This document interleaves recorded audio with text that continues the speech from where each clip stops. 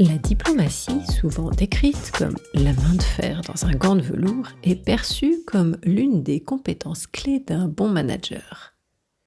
Cette capacité à naviguer avec tact dans les relations, à éviter les confrontations frontales et à négocier des compromis en douceur, fait figure d'atout essentiel. Pourtant, cette qualité si souvent mise sur un piédestal mérite d'être examinée sous un autre angle.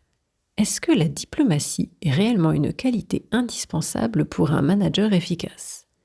Ou est-elle parfois contre-productive face à une franchise directe, dénuée de filtres, qui pourrait se révéler plus authentique, plus alignée avec la réalité du terrain et plus en accord avec la spontanéité de la Gen Z?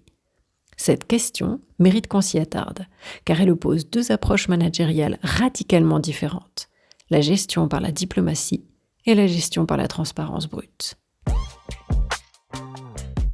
Soyons clairs, la diplomatie a ses avantages. En situation de crise ou de conflit, savoir communiquer avec tact, arrondir les angles et éviter l'escalade émotionnelle peut sauver des relations professionnelles fragiles.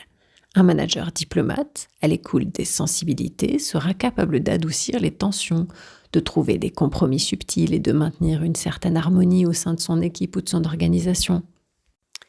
Mais ce n'est pas toujours la solution idéale. Parfois, la diplomatie peut se transformer en langue de bois, en un discours policé ou manipulateur qui finit par frustrer les collaborateurs. Trop de diplomatie peut même mener à une forme de gestion passive, où l'évitement des conflits prend le pas sur la résolution de problèmes concrets. Le manager diplomate risque de retarder des décisions cruciales par peur de déplaire ou d'instaurer un climat de fausse harmonie qui cache des malaises plus profonds.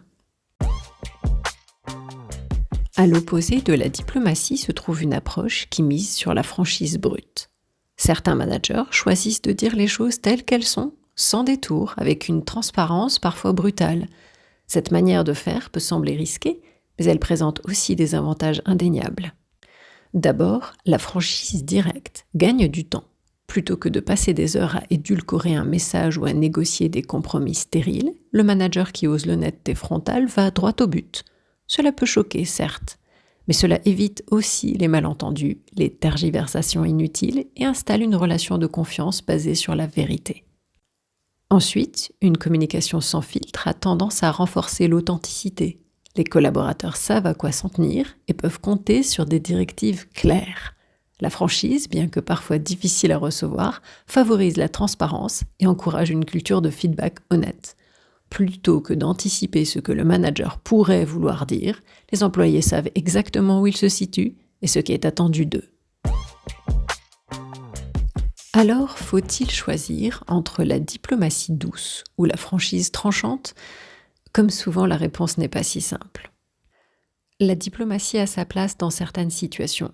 La gestion de crise interne, les négociations avec des parties externes ou encore lors de périodes de transition délicates. Elle permet de préserver l'harmonie tout en maintenant les conversations difficiles à flot. Cependant, trop de diplomatie peut aussi affaiblir un message important et créer de la confusion, voire de la frustration chez les collaborateurs. À l'inverse, une franchise sans filtre est un atout pour un manager qui souhaite clarifier les attentes et éviter les malentendus. Cela montre une forme d'authenticité qui est souvent appréciée, surtout dans des cultures d'entreprise qui valorisent l'action rapide et la transparence. Toutefois, cette approche peut aussi être source de tension, surtout si elle n'est pas accompagnée d'un minimum de tact et d'empathie.